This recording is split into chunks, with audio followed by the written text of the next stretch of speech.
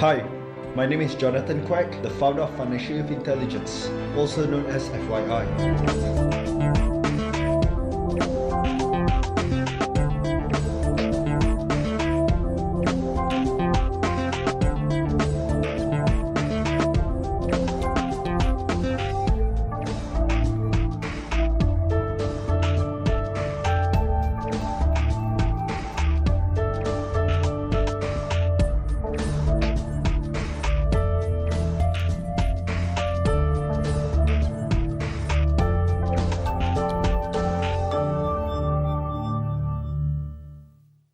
Hello and welcome to this edition of Talk Vietnam. Now quoted by many of the media as Asia's youngest wealth coach, Jonathan Quek is our guest today, and he's here with us to share more about how to become a successful investor and also more successful in financing as well.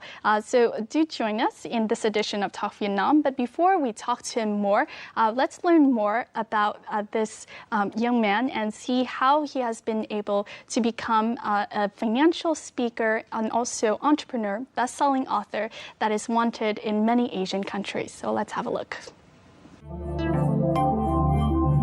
Jonathan Quek is an exciting entrepreneur, best-selling author, and financial speaker. As an entrepreneur, Jonathan owns and runs several businesses in precious metals trading, crude oil trading, financial education, and training. He's the founder and CEO of True North Asia and director of 3 other private companies and ventures with a combined annual turnover of $12 million in 2013. Jonathan is also one of the youngest best-selling financial author in Malaysia with the best-selling book Why Gold, Why Silver, Why Now, which is now available in 3 languages, and he subsequently co-authored Keep Investing Simple and Stupid and 5 Elements of Successful Investors. Jonathan is no stranger to the financial education arena in Malaysia and Singapore, having invited to speak in the largest financial and investment conferences for his knowledge and skills on alternative investments and financial education. Hi, Jonathan. Thank you so much for joining us here today. Hi, thanks for having me here. Yes, how are you? How is your trip to Vietnam so far this time? Vietnam has been treating me very well so far, and one word to describe it would be awesome. If you can go back to the first time that you made an investment, how old were you when you made your first investment? I mean, you're very well known in Malaysia. So can you kind of walk us back through to the beginning of your journey? Well, if you ask me, honestly speaking, I made my first investment in the financial market was around 20 years old. When I was 20, I invested into stocks. But the first asset that I first accumulated was when I was 12 years old. 12 years old? 12 years old. Now, what is the concept of investments? It's really something that puts money into your pocket. So at the age of 12, back then, I'm not sure if you remember, there was a game called Game Boy. Game Boy? Yeah, Nintendo Game Boy. And yes. Most of my friends were crazy about it. And my parents weren't very rich. They wouldn't buy such things for me. So I took out all my savings and I bought another game called Game Gear. Game Gear. So it was the addition of Game Boy with color. And back then it was a big hit. Yes. Yeah, so when I bought that, I had an idea because I have a lot of friends who couldn't afford it. And they were just like me, we weren't very rich. So I would take my Game Gear and I rent it to them. So they will rent it for me. So I was making dividends from my game every day, and I actually made profits from this game. Wow, yeah. So it was your big first investment, investing in this game that you could literally rent out to all those in need around you. Yep. Do you think it was like a certain turning point where you said, you know, I'm just going to start investment? I mean, beyond your interests in the investment market. Ironically, I was never a finance student. So in school, I was a computer science student. Mm-hmm. And what really happened was there was a semester break, which I was working in a bookshop. And in that bookshop, I was the cashier. It was a part-time job. So as a cashier, I remember at that point of time, many people was buying this book called Rich Dad, Poor Dad. Until one day I asked one of the customer, why are you reading this book, Rich Dad, Poor Dad? And he told me, if you want to be rich, young man, read this book. Yes. Well, who don't want to be rich here, am I right? Yeah, exactly. Yeah? So when he said that, immediately I picked up the book, I read the book, and honestly speaking, for the first time when I read it, it was only a very good storybook, that's all. Mm. It was only the second time I read it again and something struck my mind. That was when I was inspired to be an entrepreneur. I was inspired to be an investor. So that was my journey of self-learning. Yes. So I always say this, the school, university, those are formal education. Exactly. Formal education will teach you how to survive. But when you have self-education, that will help you to make a fortune. If I can go back now to that first investment and ask you this question, what do you think is the foundation to having the right approach to making investment? I mean, how do you know if that investment is the right one? At this point of time, I believe if anyone were to have the interest to start learning to invest, the best investment is not stocks, the best investment is not gold and silver, and the best investment is not real estate. It's your mind. Yeah? Yes. Invest in yourself first, because it's not stock that will make you rich. It's not real estate that will make you rich. It's not gold that will make you rich. It's what you know about stocks, what you know about gold and silver, what you know about real estate, that will make you rich. So I firmly believe that when it comes to investing, there's two areas which you must focus on. Your mindset and your skill set. And in my humble opinion, I believe investing is 90% psychology, only 10% technical. Wow. Right? Because a lot of people can learn a lot of strategies, a lot of technical jargons, but that will not make you rich.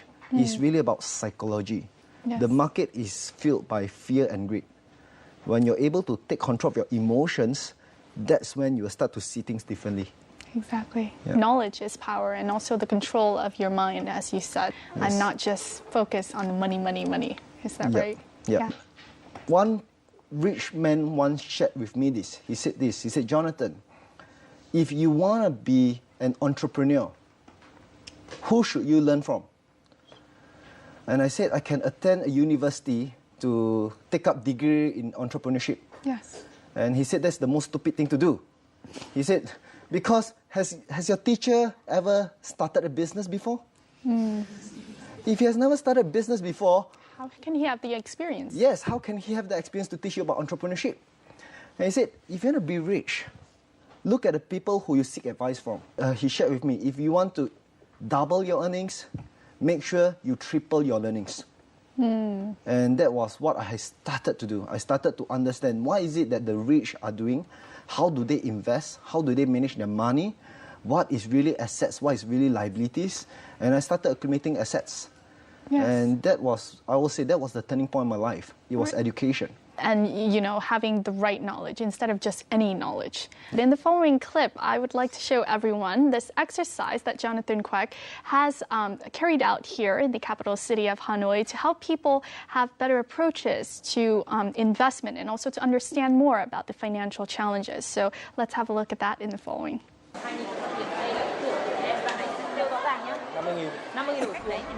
Beginning with zero money, these people have to earn as much money as they can within 3 hours. This is part of the 2-day training course by Jonathan Quek in Hanoi.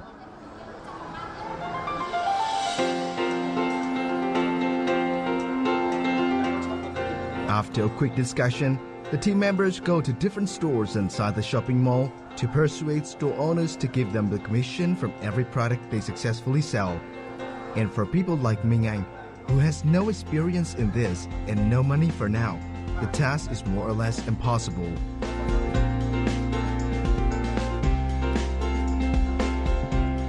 Lúc mà bắt đầu trò chơi thì mình nghĩ rằng là mình sẽ tìm các cái cửa hàng để mình có thể là đại diện để bán hàng cho họ với những mặt hàng giá trị.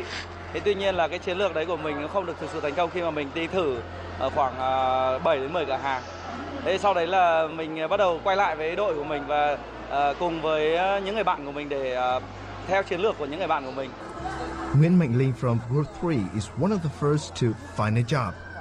Without money in hand, Linh believes it's better to negotiate with sellers who sell low-priced products. Also, in terms of his target customers, Linh selects children, and he is right. Hôm nay là ngày cuối tuần nên là hầu hết các gia đình là cho bé đi chơi và họ rất là muốn tạo một cái gọi là thời gian gọi là rất là vui và thú vị cho có trải nghiệm cho trẻ, thì là em nghĩ là họ sẽ không tiếc gì để chi trả cho một cái kẹo rất là bé này để cho bé nó vui trong ngày cuối tuần này. Some female participants try to use the skills they have developed over the years to adapt to the new environment, and it seems a good choice too.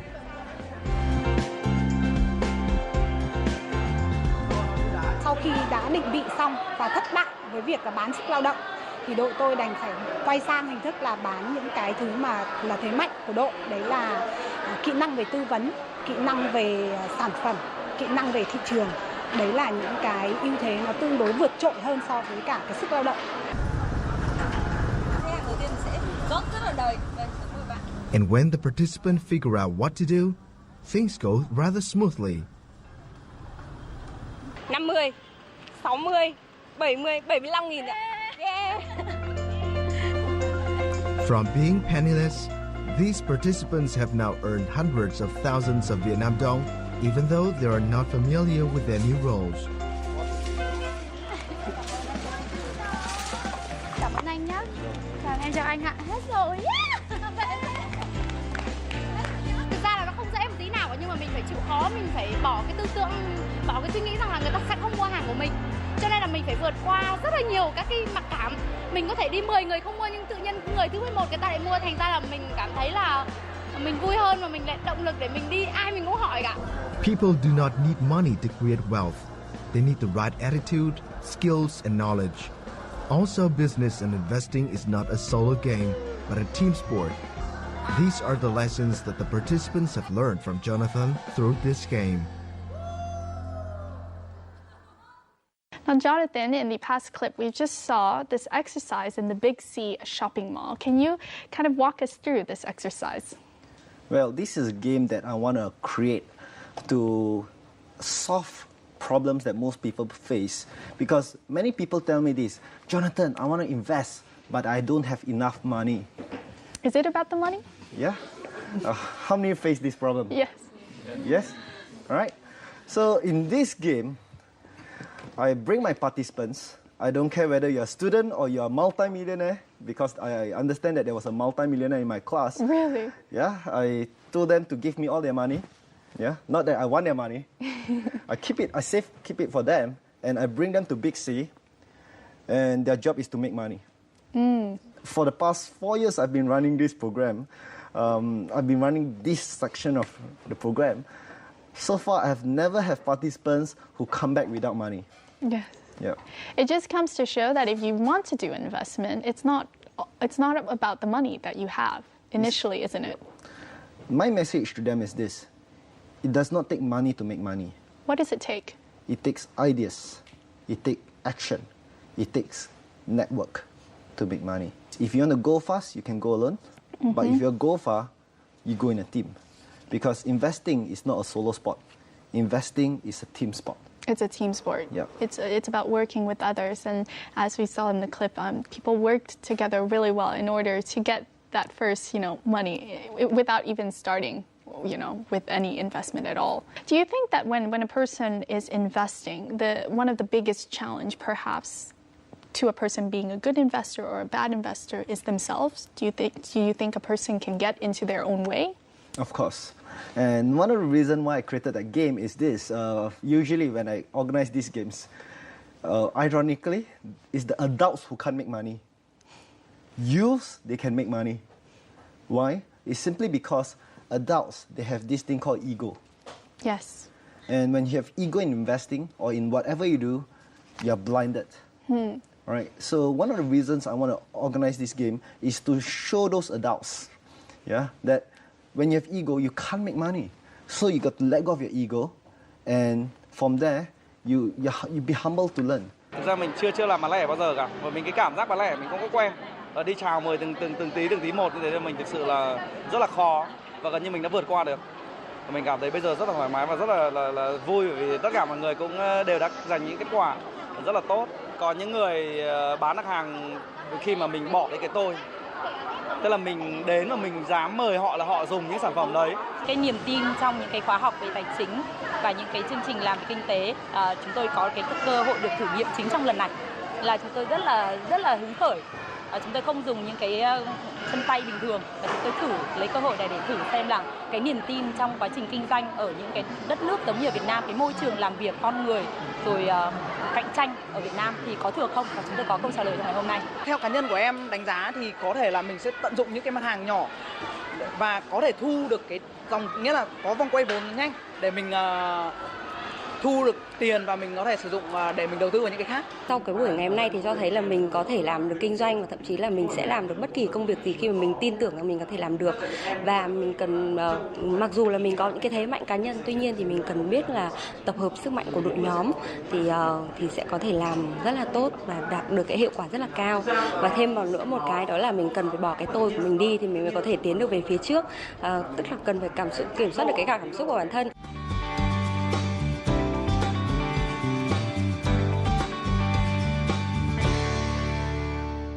I can go back now. When did you first realize, we've been talking about money and the importance of the management of money in this game of money that we're talking about. When did you first realize the importance of money management? Well, I guess I first realized the importance of management when I was young. I was inspired by my mom. I didn't come from a rich family. My mom is an Indonesian Chinese living in Malaysia.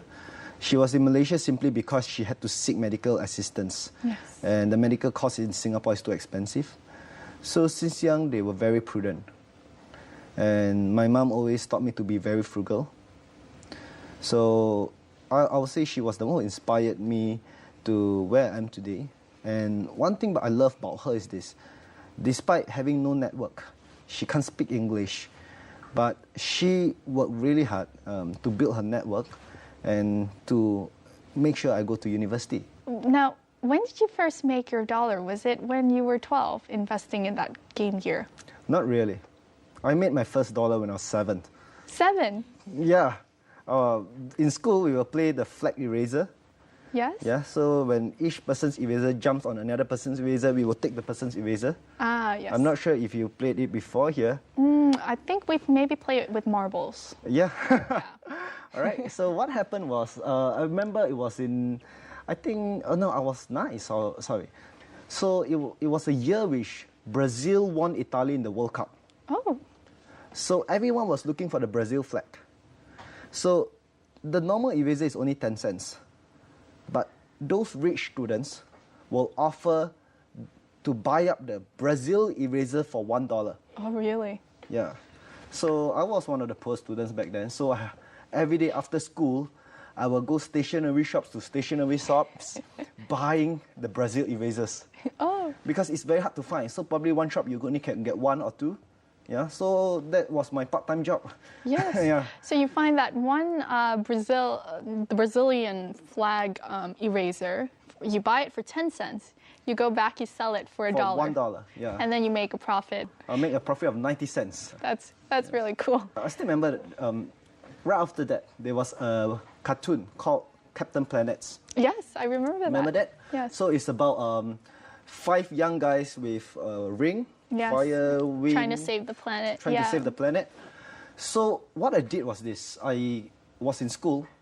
I took paper, I wrapped it myself, and then I drew on it. I drew few, and I said, this is the latest in thing. Surprisingly, people bought it. I remember I have a friend who was sitting beside me. He's a single mother child. And he told me that he don't have money to eat food, so I hired him. I hired him to do rings for me. Oh. So that was my first lesson of management. And your first mini business, having kind of outsourcing the person to make the rings, and then yes. you being the big businessman collecting. I was doing sales. Yes. Yeah, I was a salesman, and he was my admin guy. Yeah. So it was all these small things that I was doing. That's why by the time I was 12, I could buy a Sega Game Gear by myself. Yes. Yeah, it was because my mom always taught me this: save money, save money, save money. So I saved all this money to buy that Sega Game Gear. Yeah, but when I bought it, my mind was not to just play. My mind was, how can I make back the money that I spent to buy it? Yeah. That's also kind of the difference between asset and liability, isn't it? Exactly. Yes. Can you explain? Can you shed enlighten the audience on the difference between asset and liability and how important it is in terms of you spending money on something? All right. So let me just give you a story. Okay, many years ago, there was a couple who just got married. So when this couple just got married, they have a house and a bit of money. So they started discussing what should we do with this money. So the couple wanted to renovate the house. They wanted to build a barn. You know what's a barn? Yeah, place where you put animals. A farm? They wanted to build a pond. They wanted to buy a car. They wanted to do so many things. So towards the end, after they do budgeting, they realized they only can choose one. And interestingly, the wife said, we should renovate the house. So why house? She said, because the house is an asset or liability? Asset, right? So the wife said, of course, if we renovate this house, the value of this house will increase. So the value of our asset will go up. But the husband said, no, we must build a barn. So they quarreled and they argued to the extent where the wife scolded the husband. What are you thinking about? Do you mean the animals are more important than me? Now, who do you think won the argument? Husband or wife? And okay, how many of you say, honestly speaking, you feel wife? Wife. There's one or two. One or two. Husband? Okay, how many of you not raise up your hand no matter what I say? Interestingly, if you think about it, okay, the husband actually won the argument because the husband said this: if we were to build a barn, the income generated from the animals will help us to spend and will help us to renovate the house, will help us to build a pond, will help us to buy a car. So if you think about it, in this scenario, the house is not an asset. The house is a liability. Yes, wonderful. Yeah. Please give him a round of applause. Now, Yes. So the next time you have an argument with your boyfriend and girlfriend, future husband or wife, yes, choose the asset. Yeah?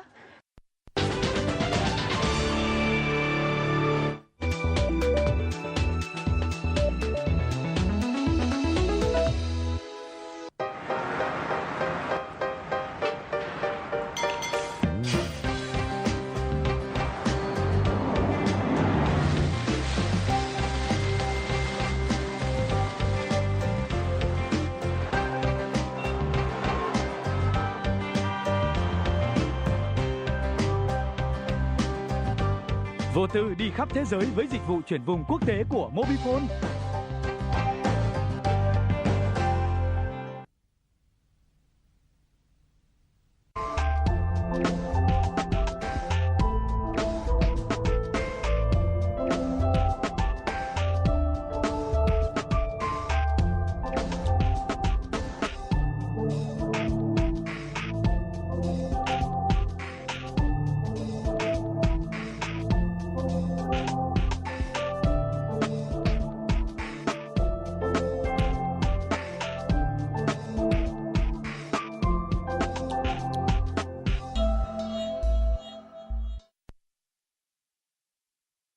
Let's talk more about your journey of in this game of money. Obviously, in a game, there's always going to be, difficulties and issues to tackle. Tell us about some of the challenges that you had to face, running up to that first time when you were making your first investment, when you were 20, and throughout this journey.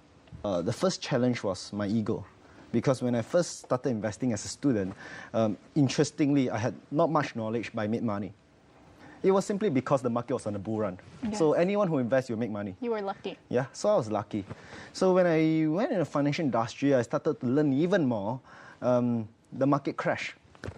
So when the market crashed, it was ego. I couldn't take it. Yeah, but because of ego, many times it has killed me. Because I refused to accept my mistake. So in the past, in my class, I never teach them about ego. But because I've made this mistake so many times, I want to make sure that my students will never repeat this mistake again. And the second thing is this, is really about temptations. It's about having lifestyle. When I started making money, initially I was very proud of myself. I got myself my dream sports car. Yes. I started buying more and more luxury goods. When I go out, I stopped drinking water. I started drinking wine. As my income increased, my expenses also increased. When it increased more, my expenses increased more. More and more liabilities. Yep. Yeah. Although I still remember my mom told me this, you must be frugal. But on the other side, I tell myself, I work so hard. Yeah, I deserve this. I deserve this, yeah. So as we move up, there will be some times when your investments might not make that income, or your business might not make that income, and your expenses is still so high. And that is when you will start to break your system. And when you make such investments, you end up losing even more money. So that was when it taught me one thing. Strategies can change, but philosophies must always remain. Be consistent. Be consistent. So I stuck back to the philosophies that I believe, and to bring down my expenses. Right? So today, I always make sure that I live on, compared to my income, yeah, I can afford to spend. Besides your mom, who has obviously had an influence on you from a very young age, do you have anyone else who have had an influence on you, who you aspire to become? Well, I would say that as time goes on, one of the things I learned was this. If you want to change your income, you want to change your network and net worth, you better change your network. Ah. And that was when I started to change the friends that I hang out with. Yeah? Because if you continue spending time with friends who gossip about other people, you will never be rich. But if you start to change your friends, the network, who focus on the things that you want to do, who have achieved the level that you want to achieve. So it's very important from whom that you seek your advice, basically. Yep.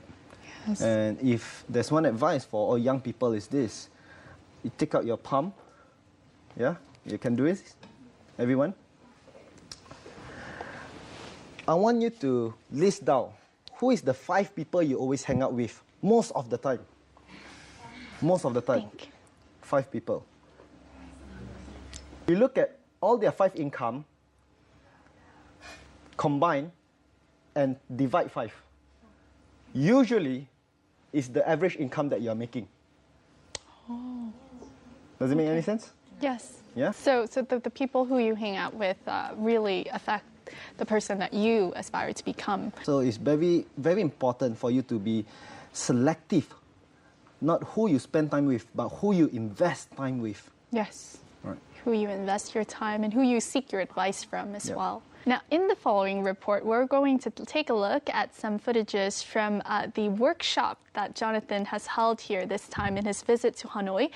It's on how to become more successful investors, and he was teaching a lot of Vietnamese people who are curious about that very question. So let's have a look at that in the following.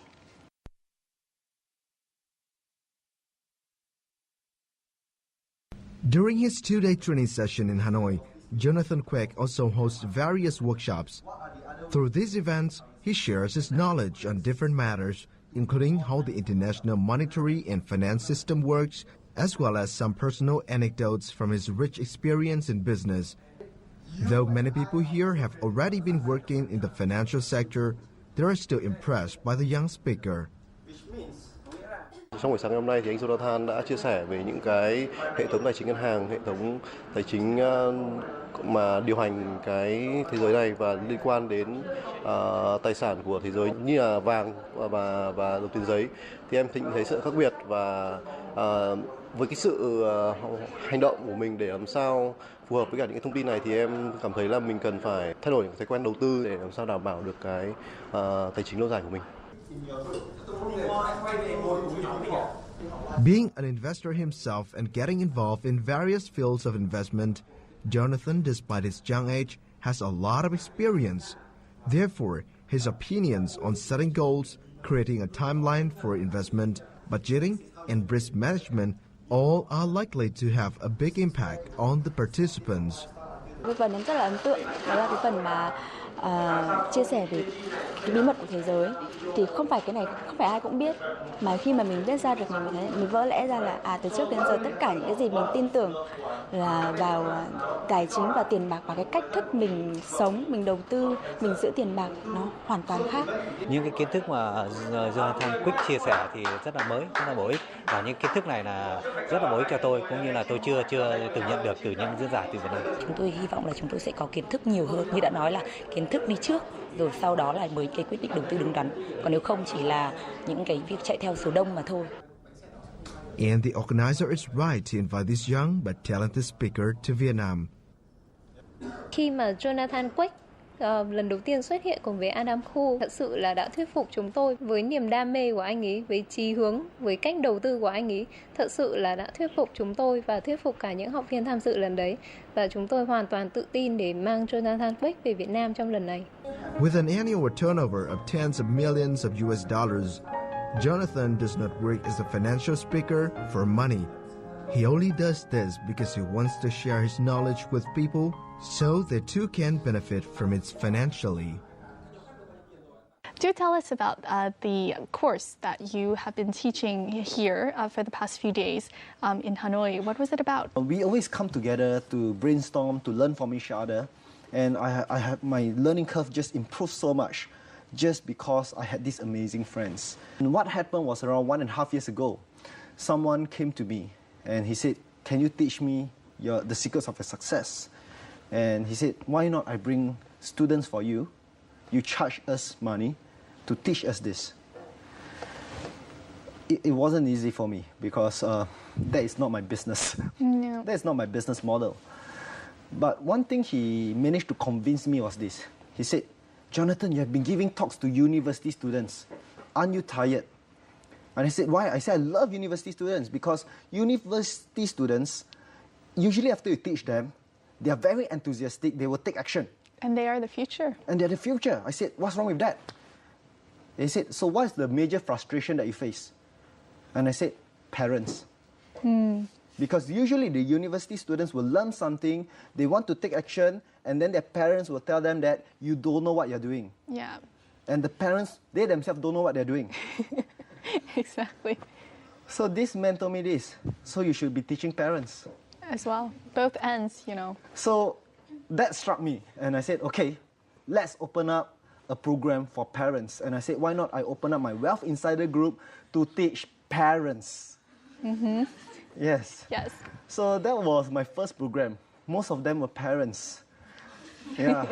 And How was it initially teaching parents who has already had much experience? How was it challenging to kind of get past that, dogma?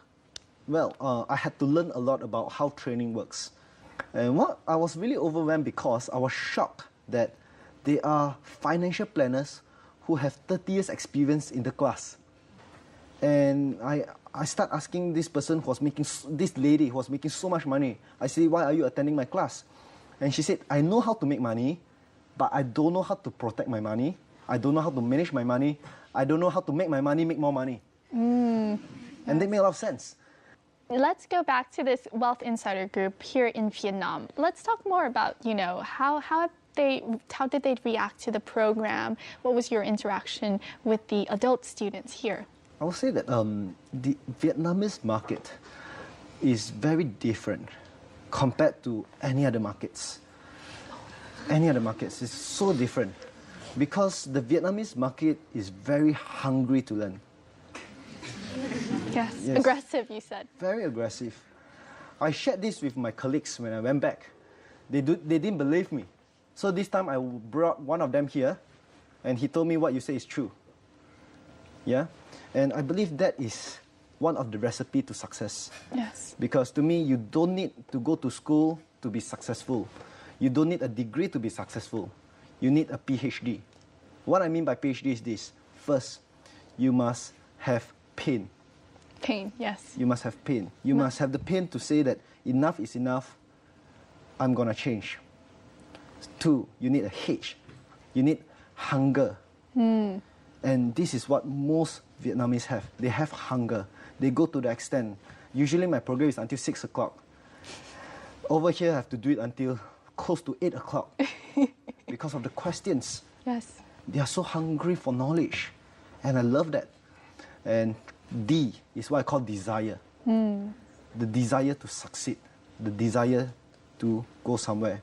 So I believe pain, hunger, and desire. PhD. Not an actual PhD. You don't need a doctorate. You need that thing that's inside. As you said, 90% psychology. And this is what I see a lot in my Vietnamese participants, that really touched me. To really, I don't mind coming back. So when the organizer told me, do you want to come back end of this year? I said, sure. Yeah. That's wonderful. Why gold? Why silver? Why now? Jonathan's best-selling book is available in 3 languages. In his book, Jonathan briefs readers the history of the international monetary and financial system, its evolution and inflations. He also shares his dialogues with financial experts on the importance of investing in precious metals, including gold and silver. Jonathan emphasizes that the precious metals, especially silvers, has huge potential, and making investment in the metals could be very profitable.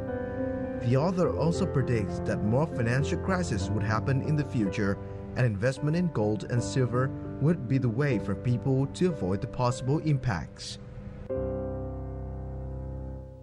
Jonathan, in the past clip, we learned more about some of your book publications. Can you share more about these publications? I mean, when did you decide to kind of start writing books and imparting more knowledge to a wider audience? When I was still a student, you got to remember this. I was an IT student.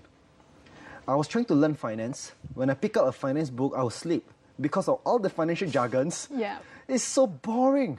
It is. It's just as good as reading a medical book. Yes. Yeah, I couldn't understand them. So it was really because of sheer hard work. Right. I really seek advice from people, and I forced myself to learn. Now, at the point of time when I was a student, I told myself this. I made a promise. If one day I can ever be successful, I must remember to pay it forward. My goal was to convert investments to fun, simple, sexy. Yeah. How is investment sexy? Investment can be fun. It can be interesting. So if you look at the book, Keep Investment Simple and Stupid, it's designed to teach people, how to invest like an idiot and trade like a pro. Yes, that's true. The 101 for investors, but in a fun and simple way rather than big jargon technical words that will get people probably to sleep. Now, the second of the KISS edition of the Keep Investment Simple and Stupid edition is the 5 elements of successful investors. What are the 5 elements of successful investors? All right. So we divide the elements to what we call fire, wind, water, earth, and spirit. And we realize successful investors, they have different elements. Yes. For example, I call Donald Trump a fire. Why so? Donald Trump is a person who makes decisions very fast. He's a fire. And what's his favorite word? You're fired. Yes, that's true. And because people who are fire, they make decisions too fast, they have very high ego, they tend to make a lot of mistakes as well. Now, when you look at wind are people who are very creative. They can never sit still doing one thing. And they like to look at many different types of investments. Yes. So if I were to relate it to a real investor, you can look at a person like Richard Branson. Yes. Right? We don't know what he's doing because he's doing everything. That's true. Another kind of investor is what I call a water investor. A water investor, yeah. So water investors are very people person.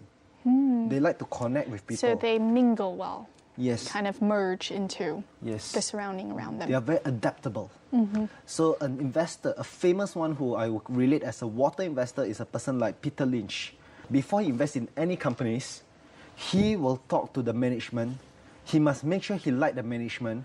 Then only he will decide whether to invest or not. Another investor is called Earth. Earth, yes. Earth are people who are very meticulous, very analytical. Yes, because like Earth, it's very stable. And very patient. So an example of a Earth investor is a person like Warren Buffett, analyzes a lot. Yeah? Yes. And he can wait a long time before he decides to invest. So we realized that certain people are more suited to learn certain investment strategies. What was the last element, spirit? The last element is what I call spirit.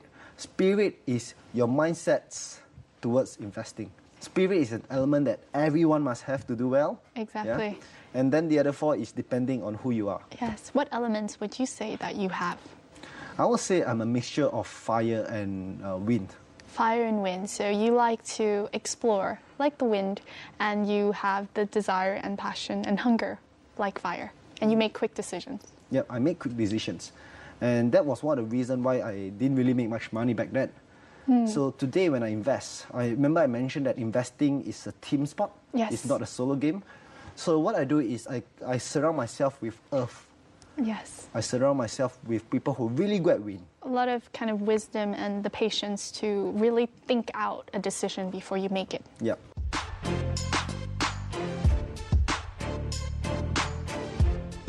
Jonathan holds an honors degree in computer science from Coventry University, Malaysia. As an entrepreneur, Jonathan owns and runs several businesses in development banking, precious metals trading, financial education and training. As a regular guest speaker on the conference circuit, Jonathan Quek has been invited to speak at financial institutions, corporate organizations, education institutions, both in Malaysia and internationally. Aside from coaching, you also run, I believe, 3 companies. Can you tell us more about this and kind of this balance between life and work? I still remember when I first initially made a bit of money, I wasn't very happy. And I didn't understand why. Because you probably didn't even have time. Yeah, I probably didn't have time to spend the money. And you had a lot of money, but no time to spend it. Yeah. And what I realized was my health was decreasing. I didn't really have people I can trust. And I was losing my friends. I wasn't really talking much with my parents. I was all about chasing money. I was focusing so much on financial success. Why not I also focus on life success? So that was when I started changing my mind. So I started to change the way I focus on things. I focus now on life. Yeah, enjoy life as it is. Yeah, focus on 5 areas: financial health, my physical health, my mental health, social health, and spiritual health. Yes, that's great. So in my workshop, I also teach my students this. Yes. What is the most important thing to you now in this period of your life? To me, at this point of time, I actually list out these 5 goals, these 5 areas. Every areas I have certain goals. Yes. And I monitor them every week. Really? Yes. Let's take an example. Let's take your social health. One of the things I always make sure is this. I love traveling. I love seeing different things. So every quarter, I make a point to go for holidays. When it comes to social health, I also cherish my friends. Yes. So I make a point that every month to I meet will them take once. time to meet them. We don't talk business. I just want to spend time with them. And now, what is your biggest dream at this point? My biggest dream is to mentor more young people to achieve their biggest dreams. I'm always constantly scouting for the right people to bring to our team. Yes. To grow bigger. Because at this point of time, we are only in Malaysia. And Malaysia itself, there's so much to do. And as I start to expand my territory, being invited to other countries like Vietnam, I hope that one day I can also set a presence here, to set up FYI here. And I hope that these are what we will be doing to expand the business, to reach out to more people. Well, thank you very much, Jonathan, for joining our show today. I mean, imparting your knowledge to me, myself, because some of the knowledge, the financial knowledge you have brought to us in a very fun and curious way that, you know, has inspired me to be very excited about it, as I'm sure with the audience. So thank you very much, and all of the best of luck to your future endeavors. Thank you so much. Thank you. Please give him a round of applause.